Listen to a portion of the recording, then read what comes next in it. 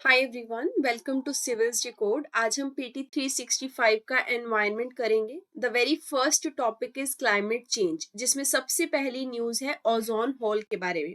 2020 और 22 में ozone hole के बारे में जो स्टडी कंडक्ट की गई उसमें पाया गया कि it is grown very larger. समय के साथ बड़ा हो रहा है ये होल और थिन हो रहा है। और कहाँ पे? एंटार्क्टिका के अंदर। देखिए, ओजोन होल जो है वो ऐसा नहीं है कि सिर्फ एंटार्क्टिका पे ही पाया जाता है। एक्चुअल में ओजोन होल जो है वो आपका ओजोन लेयर जहां से भी कमजोर हो जाएगी वहां पे पाया जाएगा। और हमारी जो ओजोन लेयर है वो स्ट्रेटोस्फेयर नाम की जो लेयर है उसमें पाई जाती है, जो एटमॉस्फेयर की ही एक लेयर है। एटमॉस्फेयर में सबसे जो निचली लेयर है वो होती है आपकी ट्रोपोस्फेयर, उसके ऊपर होती है स्ट्रेटोस्फेयर। ठीक है, जरा कमेंट सेक्शन में बताइए कि कितने किलोमीटर पे आपकी अप्रोक्सीमेटली स्ट्रेटोस्फेयर रहती है। इसी स्ट्रेटोस्फेयर में ओजोन लेयर रहती है और वो ओजोन लेयर हमें यूवी रेस से प्रोटेक्ट करती है, जो कि कैंसर कॉजिंग होती है फॉर द ह्यूमंस। सो ये यूवी रेस से प्रोटेक्ट करने के लिए हमारे पास जो ओजोन लेयर है, अगर ये समय के साथ थिन हो जाती है और अच्छे से वर्क नहीं कर पाती, या बोल दीजिए अच्छे से प्रिवेंट नहीं कर पाती यूवी रेस को, देन हम बोलते हैं कि ओजोन लेयर डिप्लीट हो रही है। सो it is not getting depleting only in the Antarctica but also in the Arctic circle. लेकिन अंटार्कटिका के अंदर थोड़ा ज्यादा डिप्लेशन जो है वो इंटेंसिफाइड है। ऐसा क्यों है अभी आगे देखेंगे। हाल फिलहाल की स्टडी में हमें ये समझ में आया कि ओजोन लेयर जो है वो डिप्लीट हो रही है, थिन हो रही है। अगर ओजोन लेयर और ओजोन होल की बात करें, जैसा मैंने बोला कि स्ट्रेटोस्फेयर के अंदर ये लेयर होती है, it absorb the UV rays. लगभग 90% ऑफ द अर्थ का जो ओजोन है वो आपका स्ट्रेटोस्फेयर में मिलता है। ओजोन को इस तरीके से लिखा जाता है O3। इसका मतलब अगर 90% आपका स्ट्रेटोस्फेयर में ओजोन पाया जाता है, the rest 10% is in the troposphere.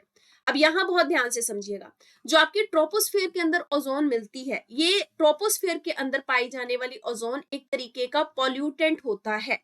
ये ओजोन सेफ नहीं होती। वही अगर ओजोन की लेयर स्ट्रेटोस्फेयर में है then it is very safe for us, क्योंकि ये हमें बचाएगी यूवी रेस से। लेकिन ट्रोपोस्फेयर वाली जो है वो हमारे लिए नुकसानदायक होगी, जो कि 10% के अराउंड होती है। ओजोन होल का मतलब यही है कि over the period of time stratosphere के ऊपर जो आपका ओजोन लेयर है वो वीक हो जाएगा, not only on the Antarctica but also on the Arctic. अब मेजर कैसे करेंगे, कैसे बोलेंगे कि ओजोन की लेयर कमजोर हो गई है। देखिए, जहां पे भी ओजोन एक तरीके से गैस है ना, ओजोन का जहां पे भी लेवल जो है वो ड्रॉप हो जाएगा below 220 Dobson unit. Dobson unit जो है ये मेजर करता है ओजोन की क्वांटिटी को। तो 220 डॉप्सन यूनिट से जिस भी जगह पे ओजोन का लेवल ड्रॉप हो गया, सपोज कहीं पे 150 हो गया, कहीं पे 200 हो गया, तो इसका मतलब है वहां पे हम बोलेंगे कि ओजोन लेयर जो है वो कमजोर पड़ गई है। इसके अलावा जो एवरेज हमारी थिकनेस है, एवरेज है thickness of the ozone layer over earth, ये है आपकी 300 Dobson unit. Ozone depleting substances को जानने से पहले ध्यान से समझिए कि ओजोन डिप्लीशन जो है वो एक्चुअल में होता कैसे है। देखिए, अल्ट्रा वायलेट की जो हमारी रेज होती हैं, ये कई बार क्या करती हैं, क्लोरोफ्लोरोकार्बन नाम के कंपोनेंट्स होते हैं जो कि ओजोन को नुकसान पहुंचाते हैं। अब ये हमारे यहाँ पे मतलब रेफ्रिजरेंट हो गए, फ्रीजर वगैरह, उन सब से रिलीज होने वाले कंपोनेंट है। ठीक है, क्या होगा, कई बार जो आपकी यूवी रेस अगर इस क्लोरोफ्लोरोकार्बन पे हिट करेंगी, क्योंकि ये कंपोनेंट आपके स्ट्रेटोस्फेयर में पहुंच चुके हैं, इनमें हिट करने के बाद यहां से वो क्लोरीन को अलग कर देंगी। जैसे ही क्लोरीन का एटम अलग निकलेगा यहां से CFC से, तो वो ओजोन का जो मॉलिक्यूल होता है O3 उस पे क्लैश करेगा। और जैसे ही क्लोरीन जो है वो आपका ओजोन 3 पे क्लैश करेगा तो वो ओजोन को तोड़ देगा। क्या बना देगा? फ्री ऑक्सीजन बना देगा, प्लस एक फ्री रेडिकल बना देगा ऑक्सीजन का।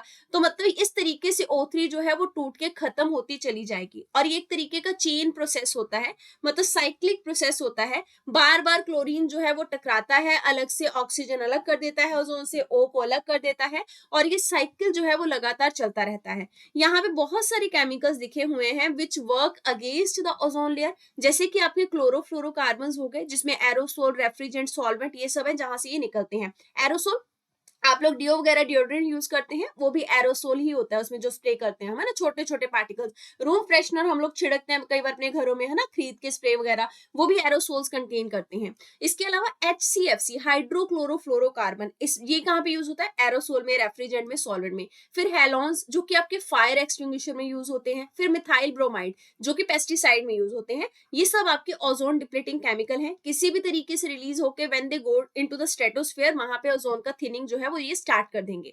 तो यहाँ देखिए ध्यान से, यहाँ लिखा हुआ है कि कौन कौन से ओजोन डिप्लीटिंग सब्सटेंसेस हैं। हम काफी हद तक देख चुके हैं। ह्यूमन मेड गैसेस जो कि स्ट्रेटोस्फीयर में पहुंच जाती हैं, ओजोन मॉलिक्यूल को ब्रेक कर देती हैं, उन्हीं को हम बोलते हैं ओडीएस। और ये प्रोसेस होता है catalytic, like I have told you, cyclic हो जाता है, केमिकल रिएक्शन का एक चेन सा बन जाता है और लगातार ओजोन का डिस्ट्रक्शन जो है वो चलता रहता है। मेजर ओडीएस कौन कौन से हैं? Chlorine, bromine, CFC, carbon tetrachloride और हेलोन्स। ये बहुत इंपॉर्टेंट है, ऑलरेडी यूपीएससी प्रीलिम्स में इससे रिलेटेड क्वेश्चन पूछ चुका है।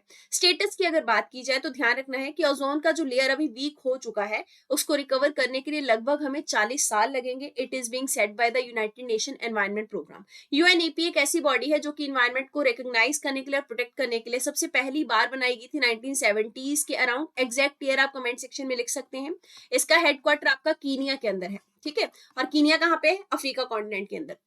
अगली बात करेंगे कि ओजोन होल जो है वो एंटार्क्टिक के ऊपर इतना ज्यादा क्यों इंपैक्ट डाल रहा है एज कंपेयर टू आर्कटिक। अब मेरी बात थोड़ी ध्यान से समझिएगा, यहाँ पे थोड़ा हम ज्योग्राफी को रिलेट करेंगे। देखिए एंटार्क्टिक के ऊपर पोलर वर्टिक्स जो है ये चेंज होता है। पोलर वर्टिक्स को बस आप ऐसा समझिए, एक साइक्लोन है जो कि पोल्स के ऊपर चलता है। अब साइक्लोन कैसे होते हैं? साइक्लोन माने सेंटर में लो प्रेशर होगा और वही लो प्रेशर इंटेंसिफाई होते होते आपका साइक्लोन इस तरीके से घूमने लग जाएगा। तो ये साइक्लोन जो है ये पोल्स के ऊपर है। पोल्स आप जानते हैं, north pole, south pole we are having on the earth, है ना। सो एंटार्क्टिक पे जो आपका पोलर वर्टेक्स है उसमें कुछ चेंजेस आने के कारण ओजोन होल का कंडीशन बढ़ जाता है। सो पोलर वर्टेक्स एक स्ट्रेटोस्फेरिक विंड पैटर्न है, या ऐसा कह लीजिए घूमता हुआ लो प्रेशर का एक गोला है जो कि स्ट्रेटोस्फियर तक भी जाता है। अब यहाँ स्ट्रेटोस्फियर तक वो क्यों घूमेगा? अब इस तरीके से हमारी धरती है, यहाँ पे पोल्स हैं बिल्कुल, है ना। जब हम पोल से ऊपर की तरफ जाएंगे, जैसे आप इक्वेटर से अगर ऊपर की तरफ जाएंगे तो आप जानेंगे कि ट्रोपोस्फियर जो है वो आपका लेट आएगा, मतलब ज्यादा किलोमीटर का डिस्टेंस तय करके आएगा। वहीं आप पोल्स से अगर जाएंगे ट्रोपोस्फियर की तरफ तो 8 किलोमीटर का डिस्टेंस तय करते ही आप पहुंच जाएंगे उसके एज पे, खत्म होने वाले इलाके पे, है ना। उसके बाद हम ये कह सकते हैं कि स्ट्रेटोस्फियर पोल्स से जब आप ऊपर जाते हैं किलोमीटर के हिसाब से तो आपको थोड़ा पास पड़ेगा एज कंपेयर टू जब आप इक्वेटर से जाएंगे। तो आम सी बात है, अगर पोल्स के ऊपर साइक्लोन आ रहा है तो जो स्ट्रेटोस्फीयर है उस पे भी उसका इंपैक्ट देखने को मिलेगा। सो वहां पे जो लो प्रेशर है, जो कि पोलर वर्टेक्स का ही एक फिनोमिना है, लो प्रेशर का जो साइक्लोन है वो स्ट्रेटोस्फीयर पे भी अपना इंपैक्ट डालता है। वहां पे विंड पैटर्न जो है वो घूमने लग जाते हैं, बहुत ठंडी ठंडी हवाएं चलने लग जाती हैं। तो ठंडी हवा चलेगी, लो प्रेशर बन गया, साइक्लोन क्या करता है? बादल ही तो बनाता है, तो ऑब्वियसली यहाँ पे बादल बनेंगे। तो ये जो बादल या क्लाउड्स बनते हैं आपके पोल्स के ऊपर, नॉर्थ पोल और साउथ पोल के ऊपर, इनको हम कहते हैं पोलर स्ट्रेटोस्फेरिक क्लाउड। क्या कहते हैं? Polar stratospheric cloud. मतलब स्ट्रेटोस्फेयर नाम की लेयर पे बने हुए हैं, पोलर वर्टेक्स इसमें रोल प्ले कर रहा है, सो यहाँ पे पोलर वर्ड आएगा। ये वहां पे बनते हैं। इनका एक और नाम होता है, इनको नेक्रियस क्लाउड या मदर ऑफ पर्ल भी कहा जाता है। तो ये तभी बनते हैं जब आपका टेम्परेचर जो है वो -78 डिग्री सेल्सियस चला जाता है और इसमें लगभग लॉन्ग वेव रेडिएशन जो है वो ट्रैप हो जाती है। लॉन्ग वेव रेडिएशन कौन सी है? देखिए सन से आने वाली जो धरती के ऊपर रेज है वो होती है शॉर्ट वेव, जो अर्थ से रिफ्लेक्ट बैक होके जाती हैं वो होती हैं लॉन्ग वेव। ये लॉन्ग वेव रेडिएशन को ट्रैप कर लेते हैं, जिस कारण हम बोल सकते हैं कि लो प्रेशर जो है वो उस इलाके में भी, पोल्स में भी क्या होता है? इंटेंसिफाई हो जाता है। अदरवाइज पोल्स में तो लो प्रेशर इतना ज्यादा हो ही नहीं पाता, क्योंकि लो प्रेशर के लिए चाहिए ज्यादा टेम्परेचर, गर्मी, पर पोल्स में तो गर्मी होती नहीं है ना। सो एक तरीके से लॉन्ग वेव रेडिएशन जो है वो भी पोलर स्ट्रेटोस्फेरिक क्लाउड्स बनाने में क्या करते हैं? अपना कॉन्ट्रीब्यूशन देते हैं। अब ये पोलर स्ट्रेटोस्फेरिक क्लाउड क्या करते हैं? मैंने आपको याद है ऊपर क्या बताया था कि आपका जो सीएफसी है, सीएफसी से निकल कर बनता है आपका क्लोरीन, ठीक है। ये क्लोरीन अगर आजाद घूम रहा है तो ये ओजोन को कर देगा खत्म। अब होता क्या है, जब तक पोलर स्ट्रेटोस्फेरिक क्लाउड नहीं है तब तक तो ये क्लोरीन क्या करता है? नाइट्रोजन कंपाउंड्स के साथ, मतलब आसमान में स्ट्रेटोस्फेयर में क्लोरीन कहीं है, कहीं पे मान के चलिए आपके नाइट्रोजन ऑक्साइड के कंपाउंड्स हैं, ये दोनों आपस में मिलकर क्या बना देंगे? एक केमिकल सा बना देंगे और ये आपस में जुड़कर बंधे रहेंगे। मतलब जो आजाद क्लोरीन घूम रहा था, NOx या फिर नाइट्रोजन के कंपाउंड उनको मतलब बाइंड अप कर लेंगे, क्लोरीन को आजाद नहीं होने देंगे। अगर क्लोरीन आजाद नहीं है तो ओजोन लेयर पे नुकसान नहीं होगा। लेकिन जैसे ही पोलर स्ट्रेटोस्फेरिक क्लाउड बनता है वैसे ही क्लोरीन को मौका मिल जाता है आजाद होने का। कैसे? ये क्लाउड बना, है ना। अब ये क्लाउड बनने के साथ क्या होगा, इस पे सनरेज पड़ेंगी, है ना। जैसे ही सनरेज पड़ेंगी तो ये जो क्लोरीन और नाइट्रोजन के कंपाउंड आपस में जुड़े हुए थे ये सनरेज के कारण टूट जाएंगे, क्योंकि पोलर स्ट्रेटोस्फेरिक क्लाउड ने एक जगह दे दी इन सारे कंपोनेंट को एक जगह पे इकट्ठा होके सनरेज पाने के लिए। तो सनरेज पड़ी और जैसे ये टूटे क्लोरीन आजाद, अब जब क्लोरीन आजाद तो ओजोन फिर से डिस्ट्रॉय होना शुरू हो जाएगा। So we can say कि polar stratospheric cloud, if they get intensified, then ultimately we will have the ozone depletion in a more intense manner. तो यहाँ ध्यान से समझिएगा कि ये ओजोन को कैसे डिस्ट्रॉय करते हैं। ये एक सरफेस दे देते हैं ओजोन को, जिसकी वजह से क्लोरीन जो है वो रिएक्टिव हो जाता है, फ्री हो जाता है और ओजोन को डिस्ट्रॉय करने की फॉर्म में आ जाता है।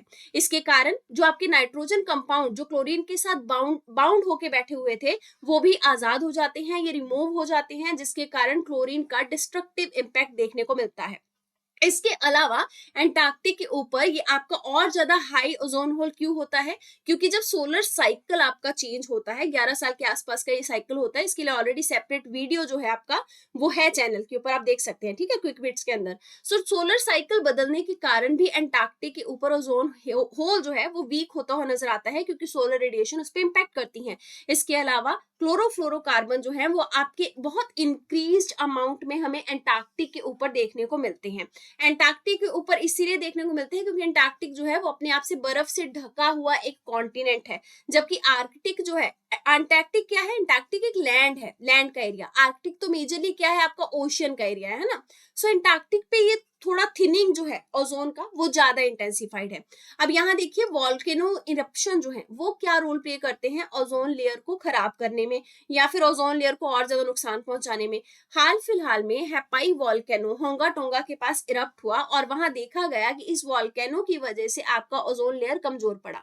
ये वॉल्केनो दरअसल आपका टोंगन आर्चिपेलागो सदर्न पैसिफिक ओशियन के अंदर आया था, इसको सबमरीन वॉल्केनो कहते हैं, तो समुद्र के अंदर आया हुआ है ना।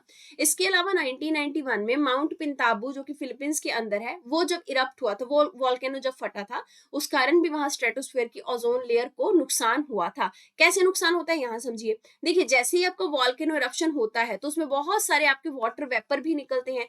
तो जो बड़े बड़े वाटर वेपर नीचे से आएंगे धरती से, है ना, धरती के नीचे तो गर्म है ना, टेम्परेचर हाई है, वो गर्म होंगे वाटर वेपर, तो वो सारे के सारे वाटर वेपर सडनली क्या करते हैं, स्ट्रेटोस्फेयर के अंदर पानी का बौछार ले आते हैं। अब वो स्ट्रेटोस्फेयर के अंदर जब पानी लेके जाएंगे वाटर वेपर तो आम सी बात है क्लाउड का फॉर्मेशन और ज्यादा होगा, पोलर स्ट्रेटोस्फेरिक क्लाउड का।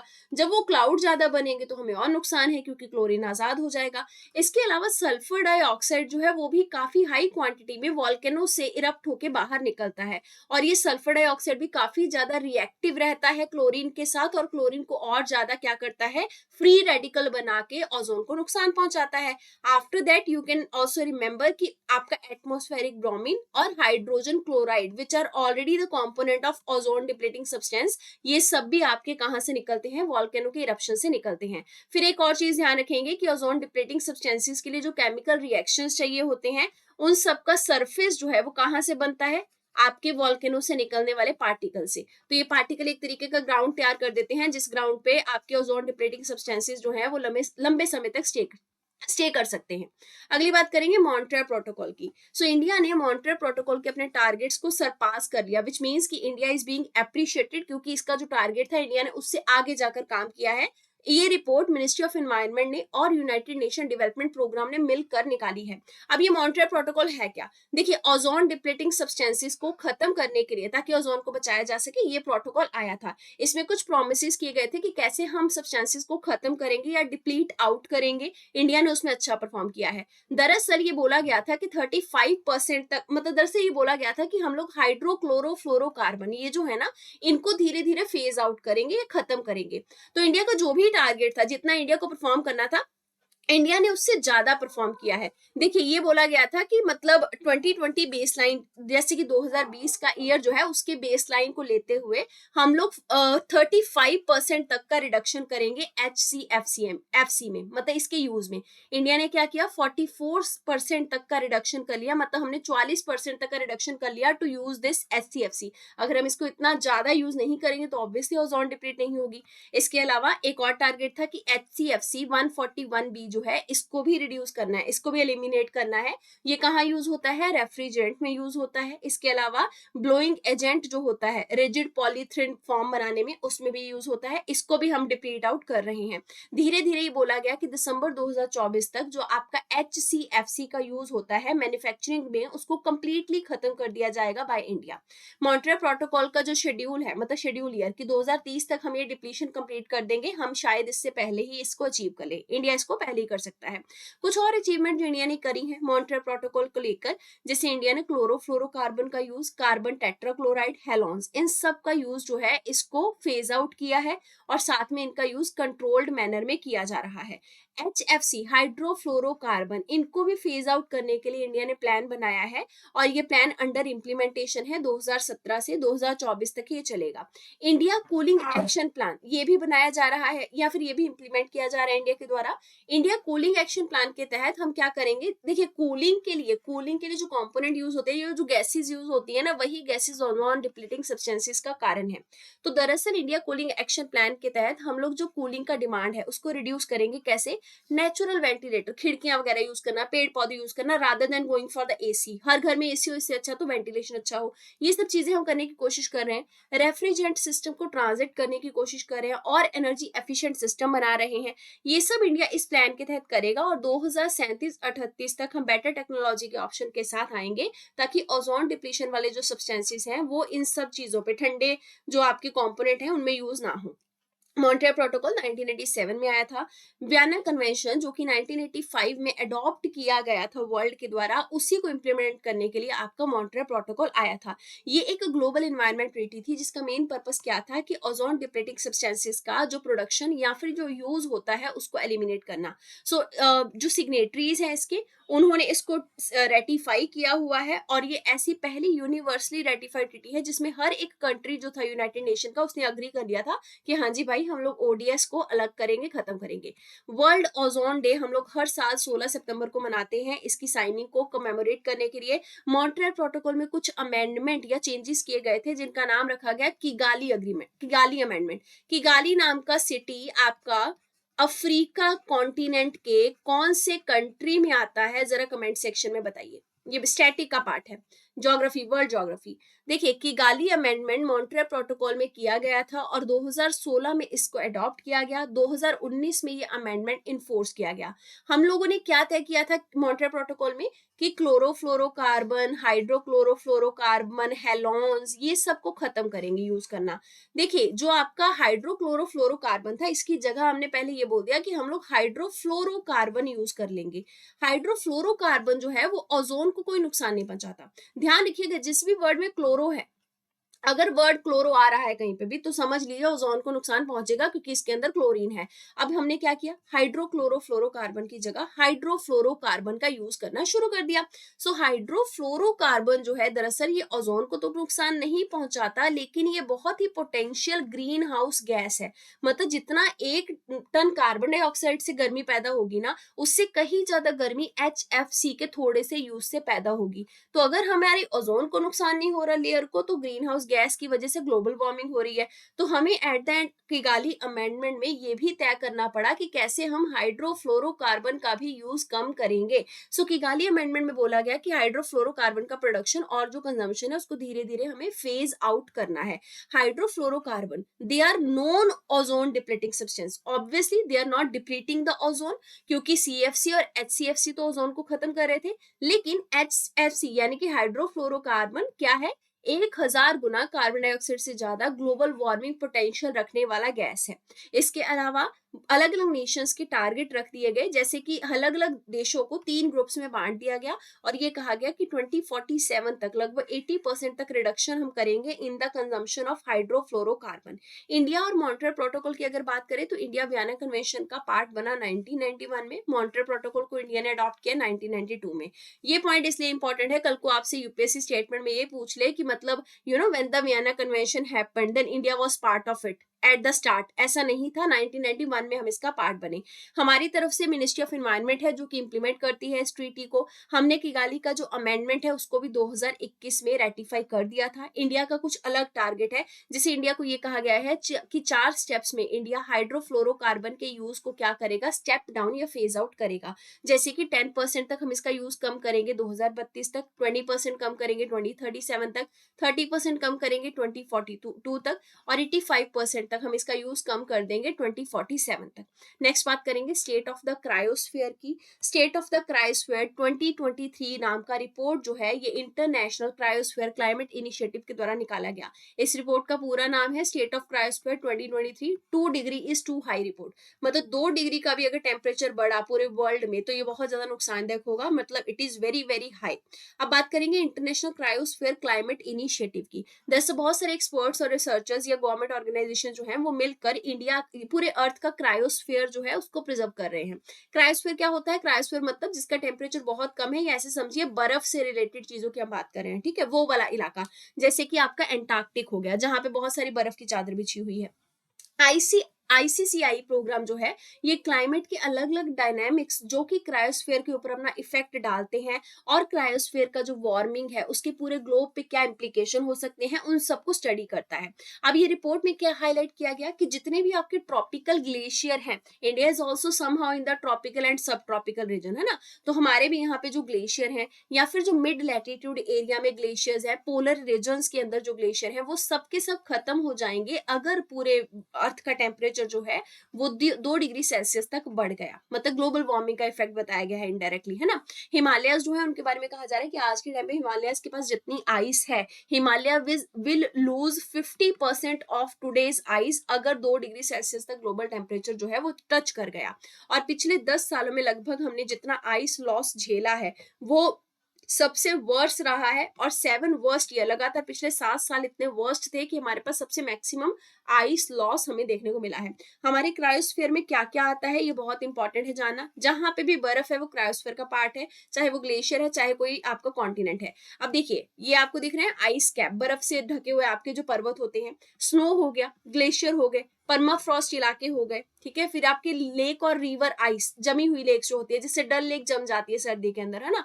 फिर आपका सी आइस, समुद्र का ice, iceberg, ice shelf, snow, फिर आइस शीट, ये सब जहां पे भी आइस है वो सब क्रायोस्फीयर का पार्ट है। बात करेंगे क्रायोस्फीयर की तो हमारे प्लेनेट का जो फ्रोजन हिस्सा है उसको बोलते हैं क्रायोस्फीयर। इसका ग्लोबल क्लाइमेट में क्या रोल होता है? देखिए बर्फ, जब भी सन रेज किसी भी सफेद चीज पे पड़ती है तो मैक्सिमम रिफ्लेक्शन हो जाता है उसका। ये तो बचपन से पढ़ रहे हैं ना कि black absorb the maximum light and white reflect the all lights. तो वही चीज है कि सन रेज जो है ये मैक्सिमम रिफ्लेक्ट हो जाएगी अगर व्हाइट चीज पे पड़ेगी। तो व्हाइट क्या है? बर्फ। तो मतलब जो भी सन रिफ्लेक्ट करता, सन रेज जो भी रिफ्लेक्ट हो जाती है धरती से, उसको कहा जाता है एल्बेडो, जितना रिफ्लेक्ट होके गया। तो दरअसल क्या होता है, क्रायोस्फीयर क्योंकि सफेद है तो मैक्सिमम एल्बेडो जो है वो क्रायोस्फीयर का होता है। यहीं से मैक्सिमम आपकी सनरेज जो है वो वापस चली जाती है टकरा के, इतना एनवायरनमेंट के अंदर एंटर नहीं कर पाती। तो हम ये कह सकते हैं कि ग्लोबल वार्मिंग जो है वो इससे कंट्रोल रहता है, क्योंकि इतना ज्यादा गर्म टेम्परेचर हो नहीं पाता due to the snow cap, क्योंकि या फिर ड्यू टू द आइस या ड्यू टू द क्रायोस्फीयर। तो दरअसल ये अर्थ के टेम्परेचर को क्रायोस्फीयर रेगुलेट करता है, क्योंकि एल्बेडो बहुत हाई होता है, या ऐसा कह लीजिए सनरेज जो आती है उनका रिफ्लेक्शन बहुत हाई हो जाता है। सो हाई एल्बेडो बहुत अच्छी चीज है, क्योंकि ऑलरेडी ग्लोबल वार्मिंग बहुत है, टेम्परेचर बहुत ज्यादा है। अगर एल्बेडो नहीं होगा तो वो सनरेज भी हम हमारी धरती में एब्जॉर्ब हो जाएंगी, हमें और गर्मी लगेगी। So albedo is what? It is the fraction of light जो कि सरफेस से रिफ्लेक्ट होकर वापस जाती है। क्रायोस्फीयर इसके अलावा क्या करता है? कार्बन को स्टोर करता है। देखिए क्रायोस्फीयर में परमाफ्रॉस्ट भी आते हैं। परमाफ्रॉस्ट में आपका एंटार्क्टिक भी एग्जाम्पल है। अब एंटार्क्टिक के अंदर जब भी बर्फ की चादरें बिछी होंगी तो एक बार तो सारी चादर नहीं बिछी होगी ना, बहुत लेयर बाय लेयर धीरे धीरे बर्फ की परत चढ़ती चलेगी। जब जब बर्फ की परत चढ़ी तो उसके अंदर बहुत सारे एनिमल्स ट्रैप हुए, बहुत सारा फॉसिल ट्रैप हुआ, बहुत सारी चीजें उसके अंदर फंस गई। जब वो फंसी तो कार्बन स्टोर हो गया ना, क्योंकि हम सब भी तो कार्बन से ही बने हैं, मैक्सिमम एनिमल्स भी कार्बन से बने हैं, पेड़ पौधे भी सब। तो वो सब, ये जो परमाफ्रॉस्ट इलाका है, बर्फ से जमा हुआ इलाका, इसके अंदर कार्बन बहुत ज्यादा है। अगर ये परमाफ्रॉस्ट का इलाका मेल्ट आउट होता है तो बहुत सारा कार्बन रिलीज हो जाएगा, और रिलीज होगा तो CO2 बढ़ने के कारण और भी ज्यादा ग्लोबल वार्मिंग हो जाएगी। तो हम ये कह सकते हैं कि जितना आपको मिट्टी के अंदर कार्बन मिलता है ना, मिट्टी में भी कार्बन स्टोर होता है, उससे कहीं ज्यादा गुना कार्बन परमाफ्रॉस्ट यानी कि क्रायोस्फीयर में स्टोर होता है। बात करेंगे वाटर अवेलेबिलिटी की। सो 80% of the world fresh water कहाँ से आता है? ग्लेशियर से आता है, बर्फ से ढकी हुई चादरों से आता है, वहीं से तो सारे आपकी नदियां निकलती है ना, तो सारा पानी हमें यहीं से मिलता है। इसके अलावा जो आइस है क्रायोस्फीयर में मेल्ट हो जाती है, जिसके कारण बहुत सारा सी लेवल कई बार राइज हो जाता है, और समुद्री इलाकों में या फिर कोस्टल एरियाज में आते हैं आपके फ्लड, बाढ़, तूफान। ये सब क्रायोस्फीयर यहाँ रोल प्ले करता है। इसके अलावा इंडिया ने अपने क्रायोस्फीयर को प्रोटेक्ट करने के लिए कुछ मिशन चलाए थे, जैसे कि national mission for sustaining the Himalayan ecosystem.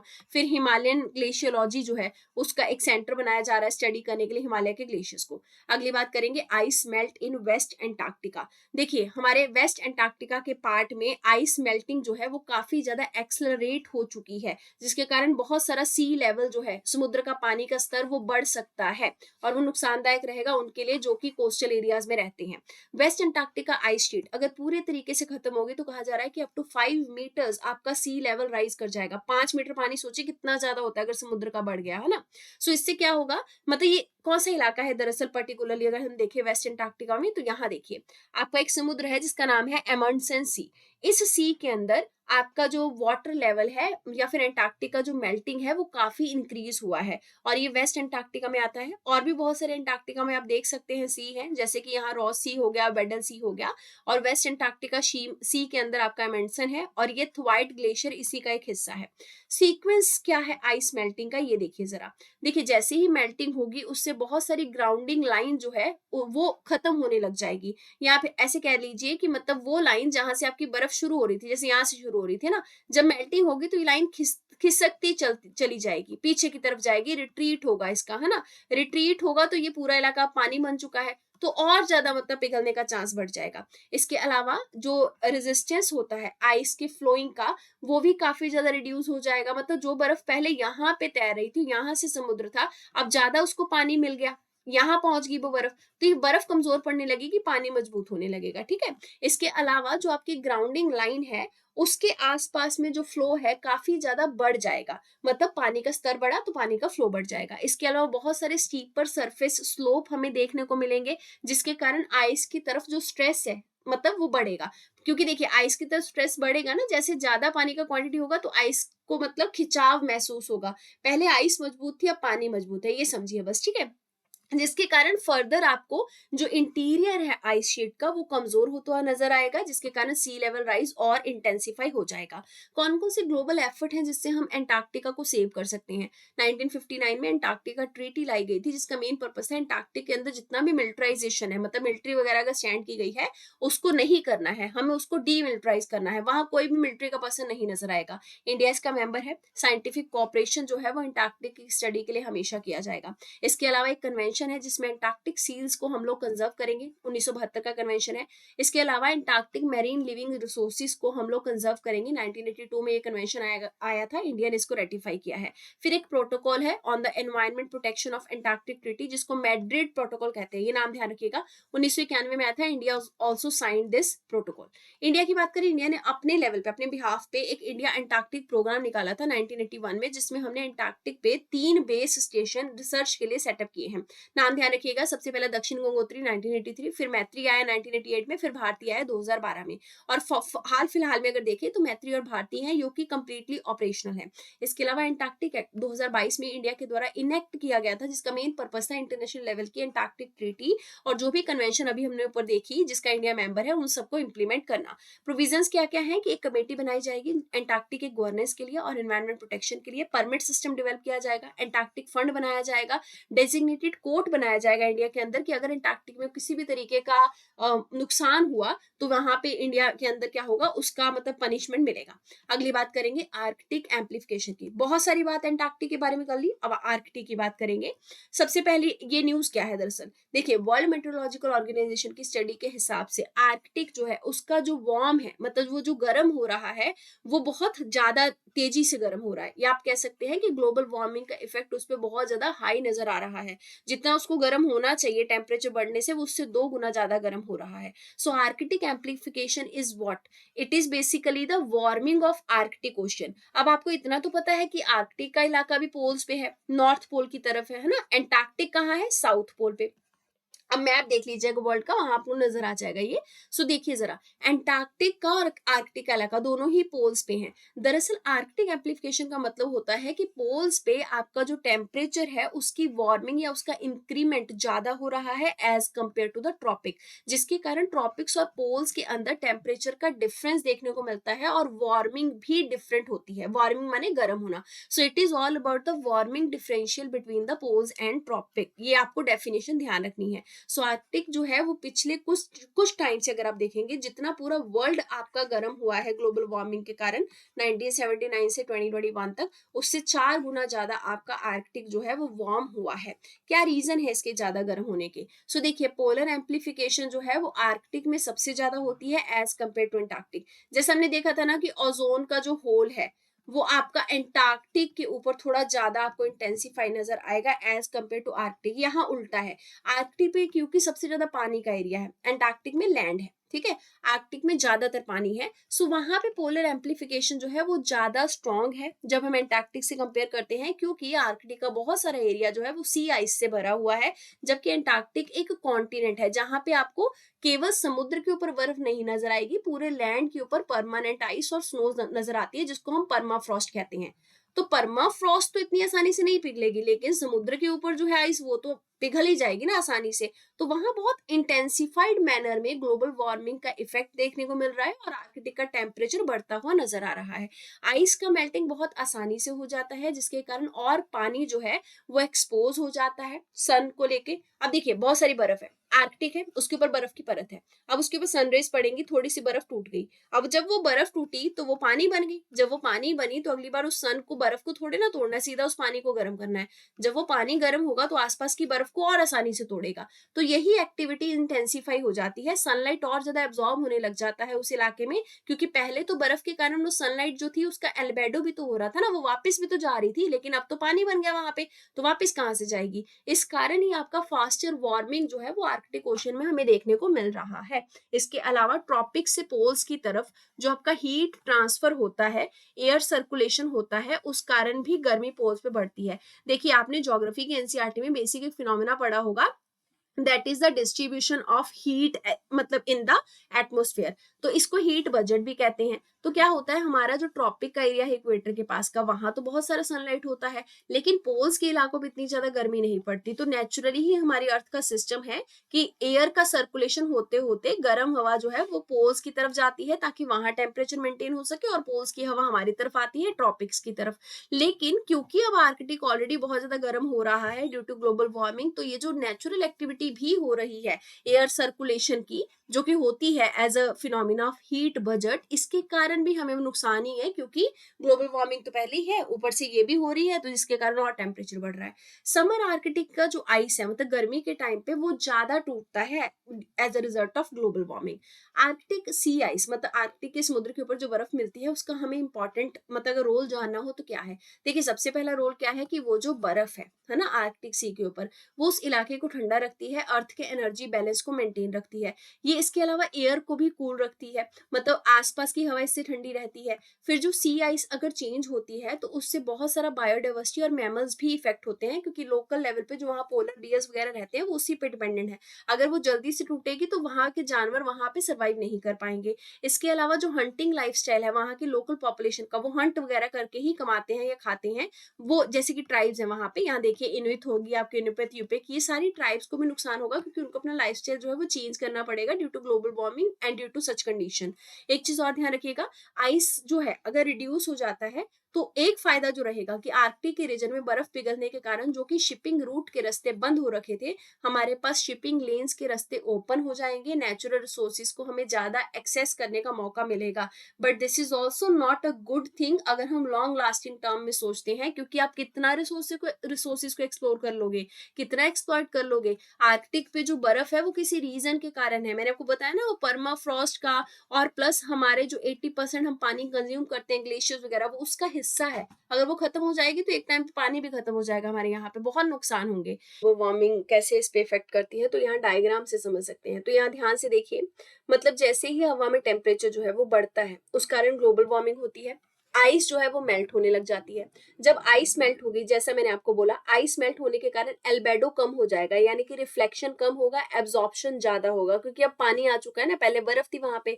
और भी ज्यादा आपका अपर ओशियन लेयर फिर गर्म होने लगेगा, और गर्म होगा तो और एनर्जी फ्लो के कारण और हवा का टेम्परेचर बढ़ेगा, क्योंकि आसपास का टेम्परेचर भी तो बढ़ेगा ना अगर पानी का टेम्परेचर बढ़ रहा है, क्योंकि रिफ्लेक्शन वहां पे कम हो गया। इसके अलावा आप यहाँ पे कनेक्शन देखिए कि आपका जितना अपर लेयर जो है ओशियन का वो गर्म होगा, क्योंकि अब वहां बर्फ नहीं है, पानी है, वो पिघल चुकी है ना बर्फ, तो वहां पे और ज्यादा क्लाउड्स बनेंगे। और क्लाउड्स बनने के कारण और आपका जो लोअर एटमॉस्फेयर है वो गर्म होगा थ्रू द बैक रेडिएशन, क्योंकि ज्यादा क्लाउड बनने के कारण क्या होगा, आपका और टेम्प, जैसे हवा में ऐसे होता है ना कि हवा ऊपर की तरफ जाती है, धीरे धीरे करके ठंडी होती है, तो जितने इलाके में हवा ऊपर जा रही है वहां तो वो टेम्परेचर हाई लेके जा रही है ना, तो वहां और ज्यादा गर्मी होगी, आसपास का इलाका और गर्म होगा, और फिर और एनर्जी फ्लो होगी और टेम्परेचर बढ़ेगा, तो ये आपस में सब कनेक्ट हो जाता है। इसके अलावा एरोसोल के जो पार्टिकल हैं एटमॉस्फेयर के अंदर, जो कि ऑलरेडी होते ही हैं हवा में, वो पार्टिकल्स भी एक रीजन बनते हैं जिसके कारण एल्बेडो जो है वो कम हो जाता है।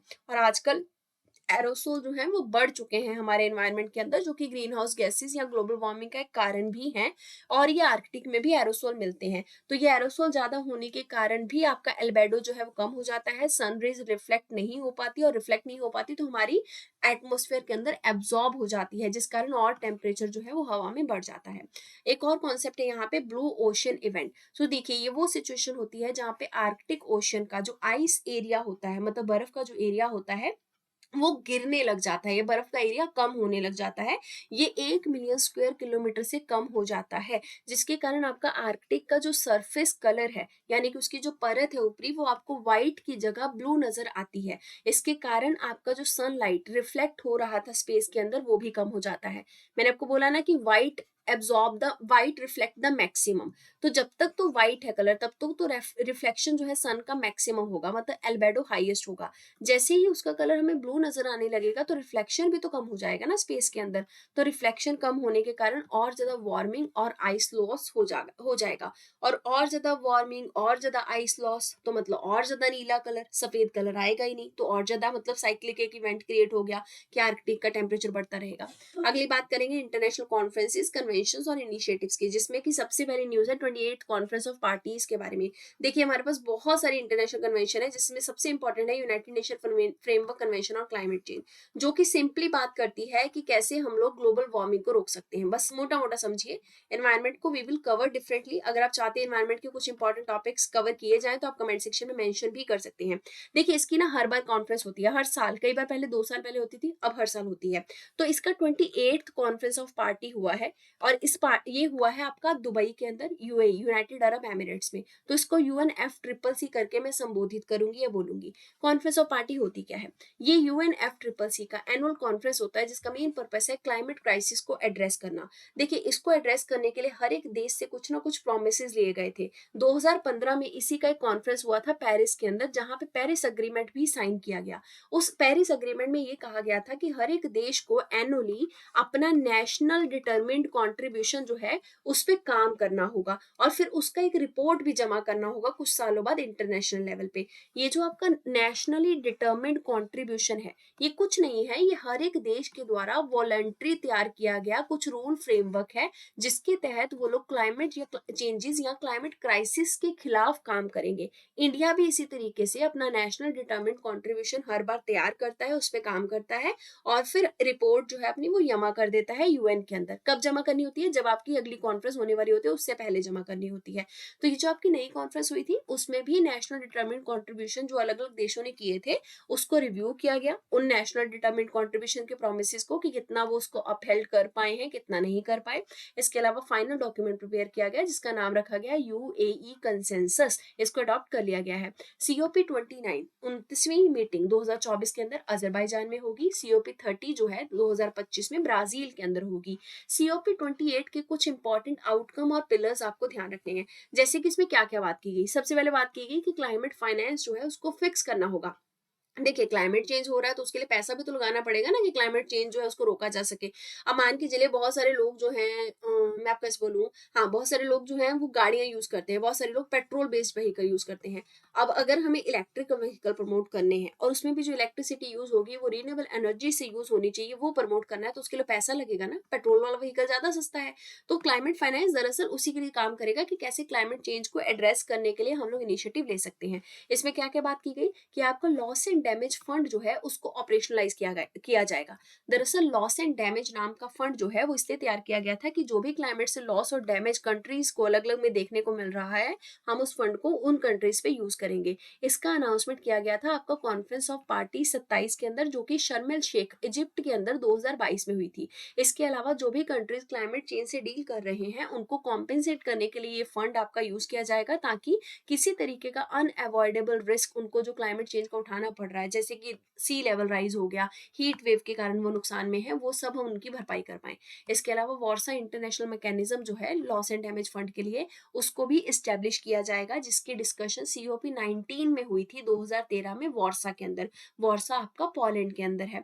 इस सबको एडमिनिस्टर कौन करेगा? फंड को वर्ल्ड बैंक करेगा। वर्ल्ड बैंक ऑलरेडी बहुत सारे फाइनेंशियल इंटरमीडिएट के तौर पे काम कर रहा है। 4 साल के लिए वर्ल्ड बैंक को इसकी रिस्पॉन्सिबिलिटी दी गई है। बाद में इंडिपेंडेंट सेक्रेटेरिएट ही इस फंड को मैनेज करेंगे। कौन कौन सी कंट्रीज इसमें प्रॉमिस कर चुके हैं फंड देने का? यूएई, जर्मनी, यूके और जापान। इसके अलावा 83.9 बिलियन डॉलर जो है उसका मोबिलाइजेशन किया जाएगा क्लाइमेट फाइनेंस के लिए। और ये पैसा कहाँ डाला जाएगा? अलग अलग फंड्स में डाला जाएगा, जैसे ग्रीन क्लाइमेट फंड के अंदर, एडेप्टेशन फंड में, लीस्ट डेवलप्ड कंट्री फंड में, स्पेशल क्लाइमेट चेंज फंड में। इसके अलावा ग्लोबल क्लाइमेट फाइनेंस फ्रेमवर्क पे डेक्लेरेशन जारी किया गया, इंडिया इसका भी पार्ट है। ग्लोबल क्लाइमेट फाइनेंस फ्रेमवर्क कुछ नहीं है कि उस फाइनेंस को कहाँ कहाँ यूज करना है ग्लोब में, उसकी बात की गई है इसके अंदर। फिर हम लोग पीपल, लाइव्स और लाइवलीहुड, इन पे भी फोकस करेंगे, इसकी बात की गई इसके अंदर। ये एक पहला इंप्लीमेंटेशन है शर्म एल शेख एडेप्टेशन एजेंडा नाम की रिपोर्ट का, जो कि इजिप्ट के अंदर जब सीओपी हुआ था वहां पे निकाली गई थी। सो COP28 UAE declaration on agriculture, food and climate, ये निकाला गया। इसके अलावा COP28 UAE declaration on climate and health, ये अलग से निकाला गया। ये जो हेल्थ वाला है इसको यूएई ने वर्ल्ड हेल्थ ऑर्गेनाइजेशन के साथ मिलकर रिलीज किया था एजेंडा को। इसमें इंडिया जो है अभी मेंबर नहीं है, इंडिया ने हेल्थ वाले को अभी साइन नहीं किया है। फिर एक है आपका COP28 UAE declaration on climate relief recovery peace. फिर एक है आपका global goal on adaptation UAE framework for global climate resilience. Adaptation मतलब आप जो भी क्लाइमेट के अंदर चेंज हो रहे हैं उसकी कंडीशन से खुद को अडेप्ट कर रहे हैं, एडजस्ट कर रहे हैं, ठीक है।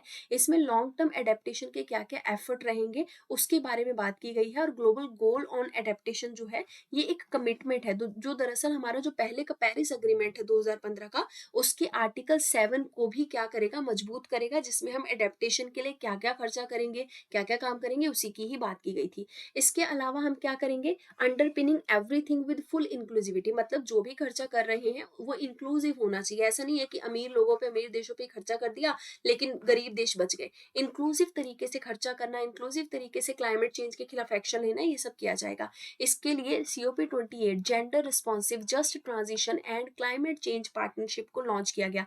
ये आपको नाम ध्यान ही रखना पड़ेगा। इसके अलावा यूथ क्लाइमेट चैंपियन जो है उसका अपॉइंटमेंट भी किया गया।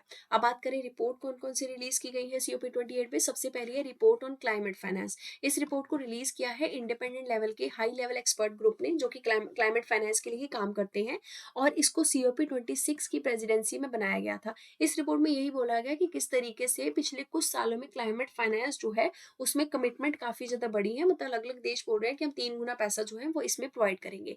एक और रिपोर्ट है जिसका नाम है an eye on methane report. ये जो रिपोर्ट है इसको इंटरनेशनल मिथेन एमिशन ऑब्जर्वेटरी ने निकाला है। ये यूनाइटेड नेशन एनवायरनमेंट प्रोग्राम के अंदर ऑब्जर्वेटरी काम करती है। इसको G20 लीडर समिट 2021 में जो हुआ था तब रिलीज किया गया था, जिसमें मिथेन जो है, मिथेन क्या है? एक ग्रीन हाउस गैस है CH4, इसको कैसे कंट्रोल करना है, मॉनिटर करना है, उसकी बात की गई है। UNFCCC, क्योंकि उसी का COP था तो ये है क्या?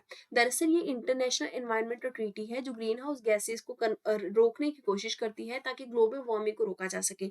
इसको 1992 में United nation conference on environment and development के दौरान साइन किया गया था। ये जो आपकी UN कॉन्फ्रेंस थी ऑन एनवायरनमेंट एंड डेवलपमेंट, इसको अर्थ समिट भी कहते हैं। दरअसल इसका हेडक्वार्टर जो है यूएनएफसीसीसी का वो बॉन में है, जो कि जर्मनी के अंदर है। इसमें जो पार्टीज है वो 197 है, इंडिया भी इसका मेंबर है। इसके बहुत सारे अग्रीमेंट फेमस हैं, जिसमें मोस्ट इंपॉर्टेंट है आपका पेरिस अग्रीमेंट। 2015 में इसको साइन किया गया था। ये लीगली बाइंडिंग अग्रीमेंट है, जिसका मेन पर्पस है कि जितना भी आपका टेम्परेचर इंडस्ट्री लगने से पहले या इंडस्ट्रियलाइजेशन से पहले था पूरे अर्थ का, हम उतने से ज्यादा का मतलब उस टाइम पे जितना टेम्परेचर था उससे लेकर अब तक में जितना हम जी रहे हैं, मान के चलिए 2100 तक, तब तक में टेम्परेचर का जो राइज है वो 2 डिग्री सेल्सियस से ज्यादा नहीं होना चाहिए, उससे कम ही राइज होना चाहिए। सो एवरेज टेम्परेचर का rise should be below 2 degree Celsius above pre industrial level. Maximum limit क्या है 2 डिग्री सेल्सियस, लेकिन कोशिश हमारी यही रहेगी कि 1.5 डिग्री सेल्सियस तक हम कंट्रोल करके ले जाएं। फिर इसके तहत बहुत सारे प्रोटोकॉल निकाले गए ताकि हम लोग अपनी कमिटमेंट को पूरा कर सकें। देखिए, हम लोग अग्रीमेंट या कन्वेंशन तो साइन कर लेते हैं, लेकिन उस कन्वेंशन को इंप्लीमेंट करने के लिए रूल्स बनाए जाते हैं, जिनको प्रोटोकॉल कहते हैं। तो क्योटो प्रोटोकॉल 1997 में लाया गया था, 2005 में ये इन्फोर्स हुआ। इसका मेन पर्पस क्या था, ग्रीन हाउस गैसेस कौन कौन सी है, कहाँ कहाँ पे उनको रिड्यूस किया जाएगा, वो सब इसने टारगेट दिए। सो इसमें बहुत सारे इंडस्ट्रियलाइज्ड कंट्रीज और इकोनॉमी जो थे, इन्होंने अपनी ग्रीन हाउस गैसेस को रिड्यूस करने का टारगेट जो था उसको अचीव करने के लिए बात बोली। और कमिटमेंट जो थी इसकी 2020 में खत्म हो गई, मतलब ये प्रोटोकॉल लैप्स हो गया।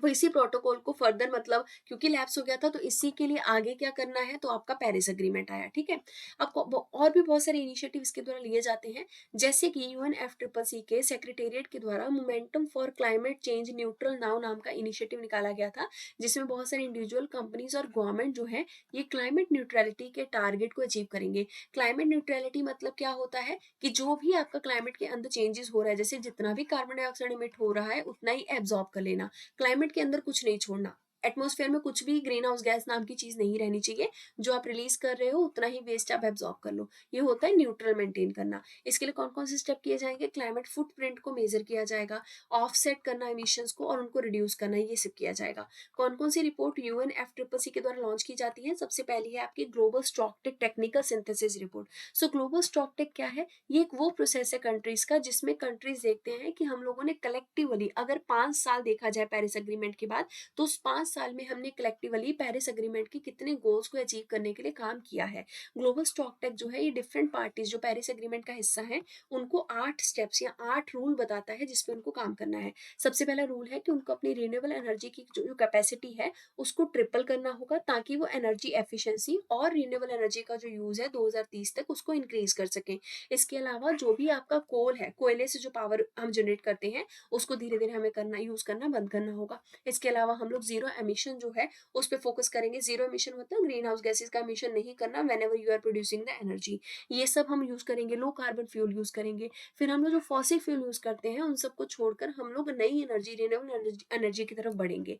फिर हम लो एमिशन की टेक्नोलॉजी को यूज करेंगे, रिन्यूएबल न्यूक्लियर एनर्जी, ये सब को यूज करेंगे। इसके अलावा हम लोग नॉन कार्बन डाइऑक्साइड का एमिशन जो है वो रिड्यूस करेंगे। फिर जो आपका रोड ट्रांसपोर्ट है उसको मतलब ज्यादा क्या बोल सकते हैं, एमिशन रहित बनाएंगे, ताकि वहां से एमिशन कम हो सके। फॉसिल फ्यूल जो इन एफिशिएंट तरीके से हम यूज करते हैं, उन पे जो सब्सिडी देते हैं उनको कंट्रोल करेंगे। ये ड्राफ्ट फ्रेमवर्क जो है आपका, ये बॉन क्लाइमेट समिट के टाइम रिलीज किया गया था। फिर एक और रिपोर्ट है जिसका नाम है पेरिस अग्रीमेंट सिंथेसिस रिपोर्ट। ये जो रिपोर्ट है इसमें बताया गया कि हर एक कंट्री के द्वारा नेशनल डिटरमिनेंट कॉन्ट्रीब्यूशन जो है वो किस तरीके से इंप्लीमेंट किए जा रहे हैं। और ये भी बोला गया कि एनडीसी को अगर इंप्लीमेंट किया जाएगा उसके बावजूद भी एमिशन जो है वो आपका इंक्रीज ही होगा। मतलब एमिशन को अब हम कंट्रोल नहीं कर सकते, because temperature is already gone so far. अगर हमें एमिशन कंट्रोल करना है, एमिशन मतलब ग्रीन हाउस गैसेस का एमिशन, तो हमें अभी सब कुछ बंद करना होगा। मतलब कोयला का प्रोडक्शन हो गया, कोयले का यूज हो गया, क्यों बंद करना होगा, तभी तो हम लोग कार्बन डाइऑक्साइड, मीथेन, इन सबका जो एमिशन है उसको कंट्रोल कर पाएंगे। लेकिन क्योंकि हम कोयले पे डिपेंडेंट है फॉर द एनर्जी प्रोडक्शन, और हम रिन्यूएबल अभी जनरेट नहीं कर सकते इतना हाई इंटेंसिटी पे, है ना, तो इसीलिए एमिशन तो होना ही होना है। पर उसको कितना लिमिट करना है वो अब हमारे ऊपर है। तो ये कहा गया है कि 8.8% तक का इंक्रीमेंट जो है एमिशन में 2030 तक हमें देखने को मिलना ही मिलना है। 40% जो पार्टीज हैं वो दरअसल लोकल कम्युनिटीज के रोल को मतलब रिकग्नाइज करेंगी, या फिर बताएंगी कि क्या लोकल लोग इसमें रोल प्ले करेंगे, और फिर इंडिजिनस लोग जो है वो कैसे अडेप्टेशन मैकेनिज्म अपना सकते हैं। अडेप्टेशन मतलब अडेप्ट कर लेना, है ना, मतलब उसके साथ एडजस्ट कर लेना, जैसे शादी के बाद दो लोग कई बार एडजस्ट कर लेते हैं। सो दरअसल मान के चलिए एडेप्टेशन का मतलब ये हो गया कि डेजर्ट के अंदर आज के टाइम पे फसल नहीं उगाई जा सकती, लेकिन ट्रॉपिक्स के एरिया में, सब ट्रॉपिक्स में तो उगाई जाती है। कल को अगर ट्रॉपिक्स भी डेजर्ट बनने लग गया तो वहां पे जो फसल उगाई जाती है वो खुद को अडेप्ट कर ले और उस डेजर्ट की भूमि में भी उगने लग जाए, तो वो हो गया उसका अडेप्टेशन, क्योंकि वो समझ गए कि वहां पे टेम्परेचर अब कम जो है वो बढ़ना ही बढ़ना है, ये इलाका डेजर्ट बनना ही बनना है, तो वो खुद को क्या कर लेगी, अडेप्ट कर लेगी, उतने टेम्परेचर में भी वो जो फसल है वो सर्वाइव कर लेगी खुद को। COP28 के दौरान कौन कौन से इनिशिएटिव लिए गए हैं? सबसे पहले है ग्लोबल ग्रीन क्रेडिट इनिशिएटिव। सबसे इंपॉर्टेंट चीजें आपको ध्यान रखनी है कि इनिशिएटिव का हिस्सा इंडिया है या नहीं है। तो ये जो ग्लोबल ग्रीन क्रेडिट इनिशिएटिव है ये इंडिया के द्वारा लॉन्च किया गया। दरअसल ये एक इंटरनेशनल प्लेटफॉर्म है जिसमें कि हम लोग ग्रीन क्रेडिट जो है उसको कैसे मतलब अडेप्ट करेंगे, मार्केट में कैसे उसको लेके आएंगे और ग्रीन क्रेडिट को कैसे ज्यादा बढ़ावा देंगे। इसको global platform for nature ecological transformation भी कहा जा रहा है।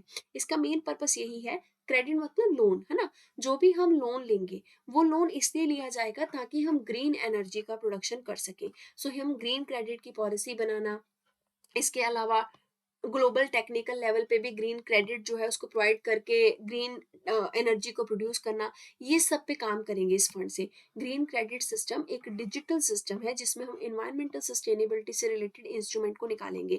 इसके लिए ग्रीन क्रेडिट पोर्टल भी बनाया जाएगा जिसमें इन्वायरमेंट से रिलेटेड जो भी प्रोजेक्ट है, ग्रीन प्रोजेक्ट, उनका डॉक्यूमेंटेशन तैयार किया जाएगा, उनकी पॉलिसीज को मेंशन किया जाएगा, फिर ग्रीन क्रेडिट प्रोग्राम के प्रिंसिपल को फॉलो किया जाएगा। ग्रीन क्रेडिट दरअसल इन्वायरमेंटल एक्शन पे ही फोकस करेगा, इन्वायरमेंट फ्रेंडली एक्टिविटीज पे, चाहे वो एक्टिविटी कम्युनिटी कर रही हो, चाहे इंडिविजुअल, चाहे प्राइवेट इंडस्ट्री। लेकिन ये ग्रीन क्रेडिट जो है ये वॉलंटरी है, ऐसा कंपल्सरी नहीं है कि ग्रीन क्रेडिट इनिशिएटिव का हिस्सा हर किसी को बनना ही पड़ेगा। अगली बात करेंगे global renewable and energy efficiency pledge की। ये जो प्लेज है ये 118 कंट्रीज के द्वारा COP28 में साइन किया गया, लेकिन इंडिया इसका मेंबर नहीं है। क्यों नहीं है? क्योंकि इंडिया रिन्यूएबल एनर्जी का अभी अगर मेंबर बन के बहुत सारे प्रॉमिस कर लेगा तो इंडिया को कोयले से दूर भी होना पड़ेगा, और रिन्यूएबल के लिए हमारे पास अभी इतना पैसा और टेक्नोलॉजी भी नहीं है। इसमें क्या बोला गया था, इस एफिशिएंसी प्लेज में ये कहा गया था कि लगभग 11,000 गीगावाट की मिनिमम कैपेसिटी जो है रिन्यूएबल एनर्जी की, हम उसको ग्लोबल लेवल पे इंस्टॉल करेंगे। 4% तक हम लोग ग्लोबल एनर्जी एफिशिएंसी इंप्रूवमेंट लेके आएंगे रिन्यूएबल के लिए, और कोयले के यूज को धीरे धीरे कम करेंगे। अगला है ग्लोबल कूलिंग प्लेज। ये यूएई के द्वारा निकाला गया, इंडिया इसका भी मेंबर नहीं है। इसमें ये बोला गया था कि कंट्रीज जो है वो अपने कूलिंग एमिशन को धीरे धीरे करके कम करेंगी। 2050 तक 68% तक कूलिंग एमिशन जो है वो बंद होगा। कूलिंग एमिशन मतलब जैसा मैंने बोला कि एसी वगैरह का जो भी हम यूज करते हैं, कूलिंग टेक्निक्स के लिए जो भी चीजें यूज करते हैं, उनसे जो आपका एमिशन हो रहा है ग्रीन हाउस गैसेस का, उसको खत्म करना। सो इंडिया इसका भी मेंबर इसलिए नहीं है क्योंकि इंडिया के पास अभी टेक्नोलॉजी नहीं है कि हम एयर कंडीशनर्स को छोड़ के कुछ और टेक्नोलॉजी पे चले जाएं। ठीक है, तो हमें अभी एफिशिएंट एयर कंडीशनर बनाने पड़ेंगे इसके लिए, जो कि हम अभी बना नहीं सकते, हमारे पास अभी और भी बहुत सारे काम है। एमिशन का जो टारगेट है दरअसल उसको इसके तहत वॉच डॉग में रखा गया है। मतलब 2023 के तहत जो कूलिंग वॉच डॉग है वो, मतलब क्या कह लीजिए, कूलिंग पे वॉच रखा जाएगा। विश्व में कौन कौन सी कंट्री कूलिंग से रिलेटेड प्लेजेस को पूरा कर रहे हैं वो सब देखा जाएगा। इसके अलावा है fossil fuel oil and gas decarbonisation charter. इसको 50 कंपनीज के द्वारा साइन किया गया है। ये एक ग्लोबल इंडस्ट्री चार्टर है जिसमें हम लोग क्लाइमेट एक्शन को स्पीड अप करेंगे। ऑयल और गैस सेक्टर किस तरीके से अपना रोल प्ले कर सकते हैं वो बताएंगे। इसमें और कुछ इनिशिएटिव चलाए गए हैं, जैसे कि एनर्जी सिस्टम जो है उसकी स्केलिंग करना, कि कौन सा आज एनर्जी सिस्टम यूज होगा, कौन सा आगे चल के अगले कुछ सालों में होगा।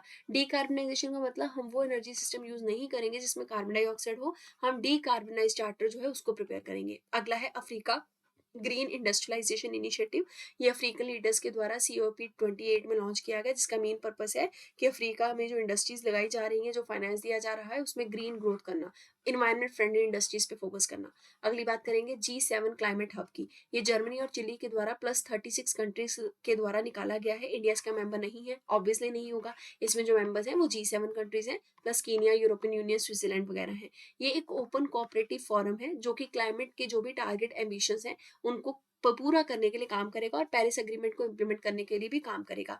ये सबसे पहले जर्मनी के द्वारा ही प्रपोज किया गया था। क्लाइमेट एक्शन को कैसे एक्सेलरेट किया जा सकता है, तेजी से पूरा किया जा सकता है उसके गोल्स को, इस पे ये क्लाइमेट हब काम करेगा। अगली बात करेंगे एलाइड क्लाइमेट पार्टनर्स प्लेटफॉर्म की। दरअसल इसमें बहुत सारे फाउंडर्स हैं इंटरनेशनल लेवल पे, और ये प्राइवेट सेक्टर भी इसमें काम करेगा। इसका मेन पर्पस क्या है कि जो क्लाइमेट रिलेटेड प्रोजेक्ट है उनके नंबर को इंक्रीज करना, खास करके इमर्जिंग इकोनॉमी या डेवलप्ड कंट्रीज में उन प्रोजेक्ट्स को लगाना, जैसे सोलर एनर्जी का प्रोजेक्ट हो गया, विंड एनर्जी का प्रोजेक्ट हो गया, इसमें south east Asia, Caribbean, central island, central America, Africa, India, ये सब पे फोकस करके प्रोजेक्ट लगाए जाएंगे।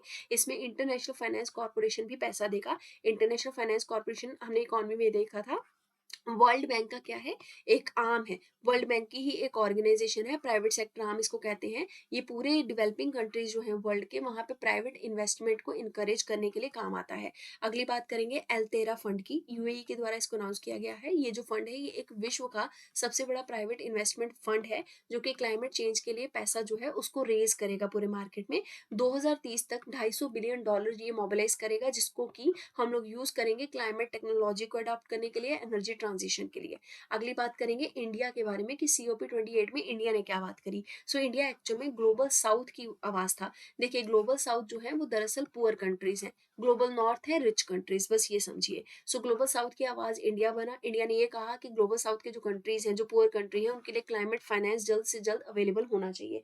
इंडिया ने सबसे पहले बात की कि मतलब इंडिया ने leadership group for industry transition, जिसको लीड IT 2.0 कहते हैं, इसको को लॉन्च किया। किसके साथ मिलकर लॉन्च किया? स्वीडन के साथ मिलकर। दरअसल 2019 में इसका फर्स्ट वर्जन लॉन्च हुआ था, अब इसका सेकंड वर्जन लॉन्च हुआ, जिसका मेन पर्पस क्या है, हम अपनी इंडस्ट्री को ट्रांजिट कर रहे हैं। कहाँ ट्रांजिट कर रहे हैं? ग्रीन फ्रेंडली, इन्वायरमेंट फ्रेंडली बना रहे हैं, लो कार्बन टेक्नोलॉजी को अडॉप्ट कर रहे हैं। इसके अलावा इंडिया और यूएई ने मिलकर ग्रीन क्रेडिट प्रोग्राम जो है COP28 का, उसको होस्ट किया। ग्रीन क्रेडिट ऑलरेडी बता चुकी हूँ मैं आपको, इसमें इन्वायरमेंटल एक्शन पे फोकस किया जाएगा और ये वॉलंटरी इनिशिएटिव है। इसके अलावा इंडिया ने मैंग्रोव अलायंस फॉर क्लाइमेट, इस पे भी पार्टिसिपेट किया। मैंग्रोव अलायंस जो है ये दरअसल मैंग्रोव इकोसिस्टम को ग्लोबली प्रोटेक्ट करने के लिए, रिस्टोर करने के लिए अलायंस चलाया गया है। यूएई और इंडोनेशिया ने मिलकर इसको इनिशिएट किया था COP27 के अंदर। इंडिया भी इसका मेंबर है। फिर India led global river city alliance, इसको भी इंडिया ने लॉन्च किया। देखिए हमारे पास national mission for clean Ganga है, जिसमें हम गंगा रिवर को क्लीन करने की कोशिश कर रहे हैं, है ना। इसी के साथ मिलकर एक मेमोरेंडम ऑफ कॉमन पर्पस जो है, ये मिसिसिपी रिवर सिटी और टाउन इनिशिएटिव ने लॉन्च किया था। मिसिसिपी रिवर कहाँ पे बहती है? यूएसए के अंदर।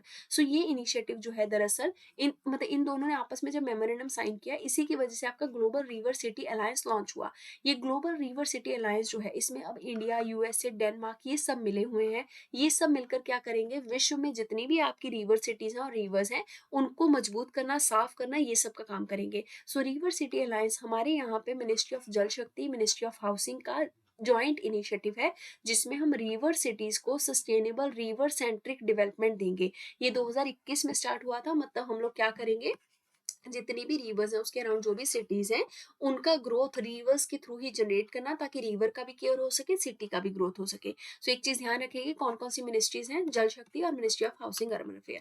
नेशनली डिटर्मिन्ड कंट्रीब्यूशन, जैसा मैंने बोला हर एक कंट्री के ये होते हैं। इंडिया ने भी कुछ NDC अपने रखे होंगे। UNFCCC सेक्रेटेरिएट ने NDC सिंथेसिस की 2023 की जो रिपोर्ट है उसको रिलीज किया। ये रिपोर्ट पेरिस एग्रीमेंट के अंदर ही रिपोर्ट जारी की गई है। रिपोर्ट में पाया क्या गया, इसमें ये पाया गया कि पूरे विश्व के लगभग सारे के सारे कंट्री पेरिस एग्रीमेंट के गोल से लाखों कोसों दूर हैं, मतलब इतना इसको अचीव नहीं कर रहे, ठीक है।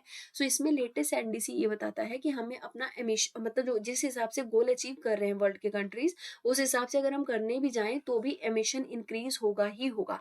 8.8% तक हमारा एमिशन इंक्रीज होगा 2030 तक, एज कम्पेयर टू 2010 का लेवल। 40% जो हमारी पार्टीज हैं वो दरअसल मतलब 40% जो पार्टीज हैं, मतलब इसकी पेरिस एग्रीमेंट की, वो लोकल कम्युनिटीज पे अपनी रिस्पॉन्सिबिलिटी को डालती हैं।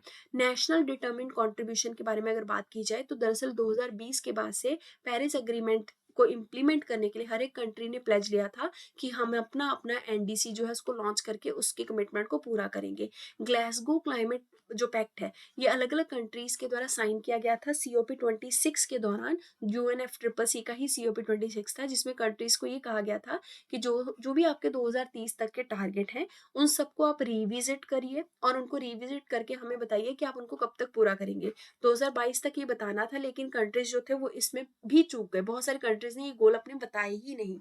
NDC में कंट्री दरअसल ये बताने वाले थे कि किस तरीके से वो ग्रीन हाउस गैस के एमिशन को रिड्यूस करेंगे, किस तरीके से पेरिस एग्रीमेंट के गोल्स को वो अचीव करने की कोशिश करेंगे।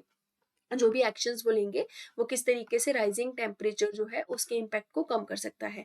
हर 5 साल में यूएनएफसीसीसी सेक्रेटेरिएट में एनडीसी के जो गोल है उनको जमा करना होता है। इंडिया ने जो अपने सबसे पहले गोल दिए थे वो 2015 में दिए थे, 2022 में इंडिया ने इनको अपडेट कर दिया।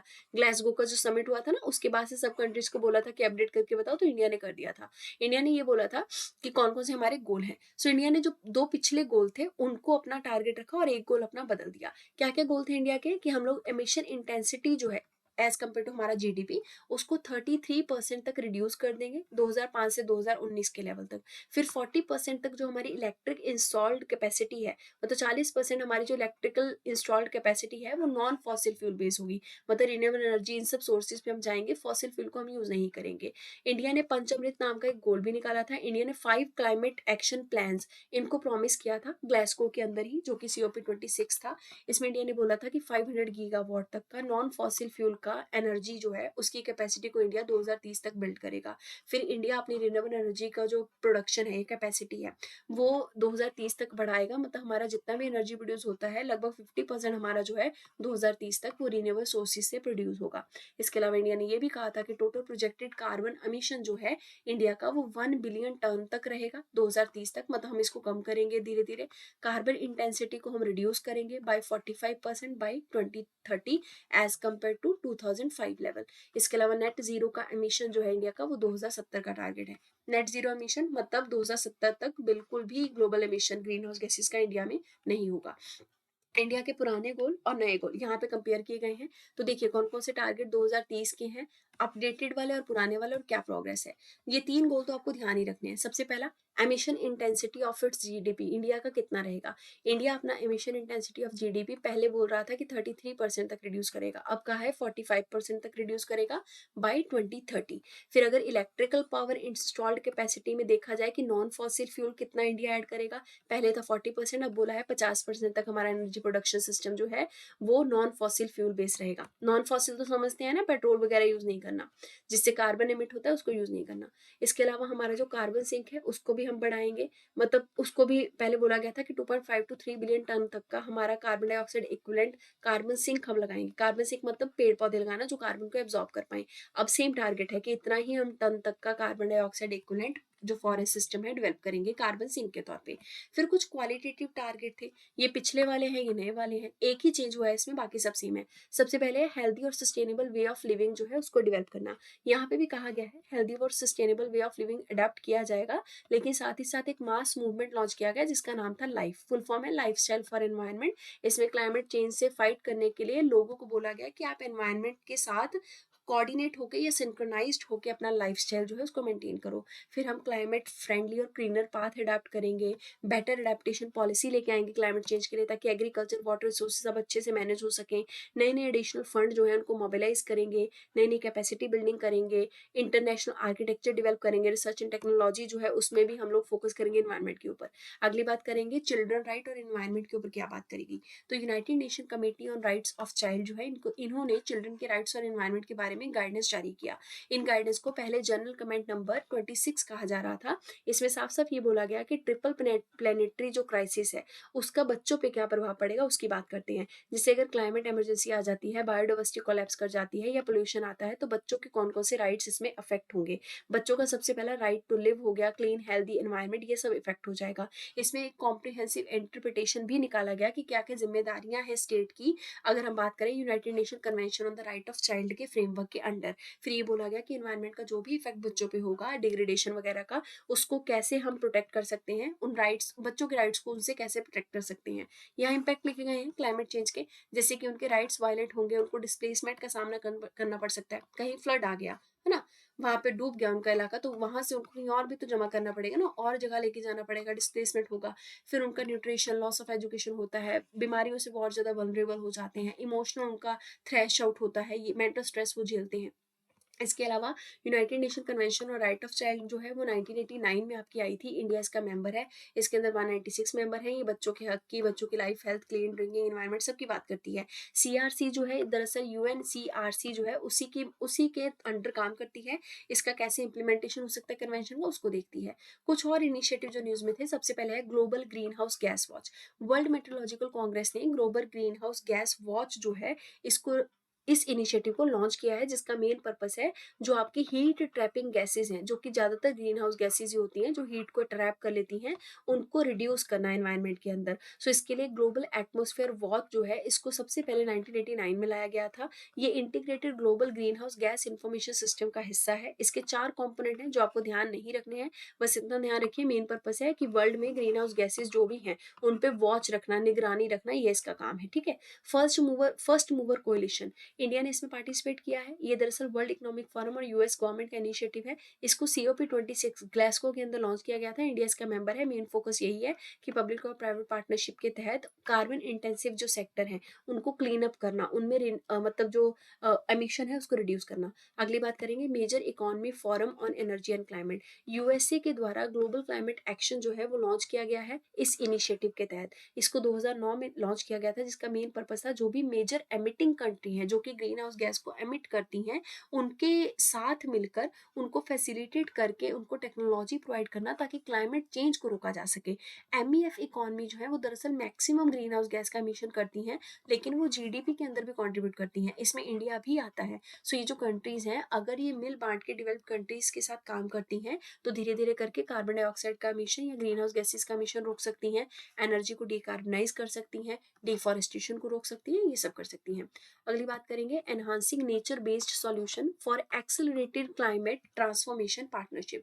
तो 6 नए कंट्री और यूनाइटेड नेशन एनवायरनमेंट प्रोग्राम ने मिलकर आपका इनेक्ट नाम का इनिशिएटिव निकाला। इंडिया इसका मेंबर नहीं है, नाम से क्लियर है। इसका मेन पर्पस क्या है कि जो भी क्लाइमेट के अंदर चेंजेस हो रहे हैं उनको उन चेंजेस के खिलाफ ट्रांसफॉर्मेशन के लिए जल्दी से जल्दी काम करना, नेचुरल सॉल्यूशन उसके लिए प्रोवाइड करना। जर्मनी और इजिप्ट ने मिलकर शर्म शेख में COP27 के दौरान इस इनेक्ट नाम के इनिशिएटिव को लॉन्च किया था। मेन पर्पस था क्लाइमेट चेंज को एड्रेस करना, बायोडाइवर्सिटी लॉस जो है उसको रोकना। अगली बात करेंगे global research alliance on agriculture green house gases. So देखिए, इसमें न्यूजीलैंड के जो मिनिस्टर हैं उन्होंने इंडिया को ज्वाइन किया है कि इंडिया भी क्लाइमेट चेंज का जो इम्पैक्ट है एग्रीकल्चर के ऊपर वो क्या हो सकता है, उसके बारे में अपनी रिपोर्ट और अपनी राय जो है वो शेयर करे। ये इनिशिएटिव 2009 में आया था, जिसका मेन पर्पस है इंटरनेशनल लेवल पे कोऑपरेट करके इन्वेस्टमेंट करना एग्रीकल्चर के अंदर, ताकि ग्रीन हाउस गैस का एग्रीकल्चर पे इम्पैक्ट जो है नेगेटिव उसको रोका जा सके। इंडिया इसका मेंबर नहीं है, ये आपको ध्यान रखना है। इंडिया को इन्वाइट किया है। कंपाला मिनिस्टेरियल डिक्लेरेशन की बात करेंगे, 48 कंट्रीज के द्वारा इसको अडॉप्ट किया गया। ये डिक्लेरेशन एनवायरनमेंट के और क्लाइमेट चेंज के खिलाफ जो है क्या क्या इनिशिएटिव लिए जा सकते हैं उसकी बात करता है। इसका नाम फुल है Kampala declaration on migration, environment and climate change. तो कैसे ह्यूमन का जो माइग्रेशन है और क्लाइमेट चेंज आपस में जुड़े हुए हैं, उनकी कंसर्न को कैसे एड्रेस किया जा सकता है, वो सब इसमें बात की गई है। जैसे डेजर्टिफिकेशन कैसे रोकेंगे, इकोसिस्टम को कैसे और ज़्यादा यूटिलाइज करेंगे, हम लोगों का माइग्रेशन जो क्लाइमेट चेंज की वजह से हो रहा है उसके क्या इम्पैक्ट होंगे, उसको कैसे रोकेंगे। अगली बात करेंगे data in climate resilient agriculture. United Nation Development Programme और नाबार्ड ने मिलकर ये data in climate resilient agriculture नाम का इनिशिएटिव निकाला है। दरअसल एक ये डिजिटल प्लेटफॉर्म है जिसपे कि डिजिटल पब्लिक गुड बोल दीजिए, जिसमें बहुत सारा डाटा मेंटेन करके रखा जाएगा कि किस तरीके से क्लाइमेट रिजिलियंट एग्रीकल्चर किया जा सकता है। मतलब क्लाइमेट जो बदल रहा है, क्लाइमेट चेंज, उसके साथ साथ चलते हुए एग्रीकल्चर को कैसे सर्वाइव करवाया जा सकता है, ये इसकी बात की गई है। और इसमें पब्लिक इन्वेस्टमेंट भी चाहिए होंगी। अगली बात करेंगे कूल कोलिशन की। यूनाइटेड नेशन एनवायरनमेंट प्रोग्राम के द्वारा ये इनिशिएटिव निकाला गया है। इनके द्वारा ग्लोबल कूलिंग वॉच रिपोर्ट 2023 वो भी निकाली गई है। ये जो रिपोर्ट है इसमें बात की गई है कि किस तरीके से आपका जो कूलिंग है उससे ग्रीन हाउस गैस एमिशन होता है और उसको कैसे कंट्रोल किया जा सकता है, एमिशन को कैसे कट किया जा सकता है। अगर आप कूलिंग की डिमांड कम कर देंगे तो ऑलरेडी एमिशन कम हो जाएगा। Cool coalition United Nation Environment Programme के द्वारा फर्स्ट ग्लोबल कॉन्फ्रेंस जो थी सिनर्जीज की, उसके दौरान लॉन्च किया गया था। इसका जो एजेंडा है वो 2030 तक पेरिस एग्रीमेंट जो है उसी के साथ मेल खाने वाला है, जिसका मेन पर्पस है क्लाइमेट फ्रेंडली कूलिंग को डेवलप करना। ठीक है। अगली बात करेंगे इंटरनेशनल सोलर अलायंस, इसका पार्टनर है तो मतलब इंडिया भी इसका पार्टनर है। अगली बात करेंगे FAO एक्शन प्लान की। 2022 से 25 तक का ये एक्शन प्लान है, फूड एग्रीकल्चर ऑर्गेनाइजेशन के द्वारा निकाला गया था। इसका मेन पर्पस है फूड एग्रीकल्चर ऑर्गेनाइजेशन की क्लाइमेट चेंज को लेकर जो स्ट्रेटेजी है 2022 से 31 तक की, उस स्ट्रेटेजी को इम्प्लीमेंट करना। तो इसका मतलब यही हुआ ना कि फूड सिस्टम जो है उसको सस्टेनेबल बनाना, उसको क्लाइमेट चेंज के लिए अडेप्टिव बनाना, और जो भी क्लाइमेट चेंज का उस पर नेगेटिव इफेक्ट है उसको रिड्यूस करवाना। अगली बात करेंगे क्लाइमेट चेंज परफॉर्मेंस इंडेक्स की। 2024 का ये इंडेक्स है। इंडिया की रैंकिंग जो है वो इसमें इंप्रूव हुई है। इंडिया की पोजीशन या रैंक 7वां है, पिछली बार 8वां था। ये जो इंडेक्स है ये जर्मन वॉच लॉन्च करता है, जिसका मेन पर्पस है पूरे वर्ल्ड में क्लाइमेट प्रोटेक्शन के लिए हर एक कंट्री कैसा परफॉर्म कर रहा है, कैसे मतलब बिहेव करता है, उसको मॉनिटर करके रैंकिंग देना। सो इसके लिए क्या क्या रैंकिंग पैरामीटर होते हैं? ग्रीन हाउस गैस का एमिशन क्या है उस कंट्री के अंदर, रिन्यूएबल एनर्जी वहाँ कितनी है, एनर्जी यूज क्या है, क्लाइमेट पॉलिसी क्या है, सबसे ज्यादा वेटेज है ग्रीन हाउस गैस का एमिशन क्या है वहाँ पे। टॉप 3 प्लेसेस किसी को नहीं मिले, ये खाली है। जर्मन वॉच जो है वो इसके अलावा ग्लोबल क्लाइमेट रिस्क इंडेक्स भी निकालता है। नैरोबी डिक्लेरेशन की बात करेंगे। सबसे पहला अफ्रीका क्लाइमेट समिट 2023 का जो हुआ था उसमें नैरोबी डिक्लेरेशन निकाला गया। इसमें एनुअल क्लाइमेट फाइनेंस का जो प्लेज है उसको इंश्योर किया गया। मतलब ये कहा गया जो भी देखिए पूरे विश्व के जो कंट्री है ना डेवलप्ड खास करके, उन्होंने ये कहा था कि $100 बिलियन जो है वो हम हर साल देंगे क्लाइमेट फाइनेंस के लिए। तो इसमें यही दोहराया गया कि ये जो फाइनेंस है ये मिलना चाहिए, ठीक है। एडिस अबाबा डिक्लेरेशन की बात करेंगे। अफ्रीकन मिनिस्टेरियल कॉन्फ्रेंस हुआ था एनवायरनमेंट के ऊपर 2023 में, 90th कॉन्फ्रेंस था। एडिस अबाबा इथियोपिया में हुआ। वहीं पे ये डिक्लेरेशन आया जिसमें बोला गया क्लाइमेट चेंज के लिए क्या क्या एक्शन लिए जाएंगे। C40 की बात करें तो बेंगलुरु क्लाइमेट एक्शन प्लान जो है वो C40 सिटीज के कमिटमेंट के दौरान रिलीज किया गया है। C40 सिटीज नाम का जो इनिशिएटिव है ये ग्लोबल नेटवर्क है जिसमें लगभग 100 मेयर्स जो है पूरे विश्व के बड़े बड़े सिटीज के वो पार्टिसिपेट करते हैं ताकि क्लाइमेट क्राइसिस को कंट्रोल किया जा सके। 6 इंडियन स्टेट्स के सिटीज के मेयर भी इसका हिस्सा हैं, दिल्ली, मुंबई, चेन्नई, कोलकाता, बेंगलुरु, अहमदाबाद। इसके अलावा इसमें एक और इनिशिएटिव निकाला गया था जिसका नाम है Delhi city of lake project and 3I model. 3I model क्या है? इलेक्ट्रिकल व्हीकल का यूजेस जो है वो कैसे बढ़ाया जा सकता है दिल्ली के अंदर, उसकी बात की गई थी। अगली बात करेंगे global green house gas monitoring infrastructure की। वर्ल्ड मेट्रोलॉजिकल ऑर्गेनाइजेशन के द्वारा ये निकाला गया था जिसका मेन पर्पस था कि हम किस तरीके से अलग अलग मेजर्स लेके प्लेनेट का जो वार्मिंग हो रहा है, प्लेनेट हमारा जो गर्म हो रहा है उसको रोक सकते हैं। इसमें स्पेस के रिलेटेड, सरफेस से रिलेटेड जो भी ऑब्जर्वेशन की जा सकती है क्लाइमेट चेंज को कंट्रोल करने के लिए, उसकी वार्मिंग को रोकने के लिए अर्थ की, वो सब लिए जाएंगे, उनका डिटेलिंग किया जाएगा। बस ये आपको ध्यान रखना है, ठीक है। So that's it for today, thank you.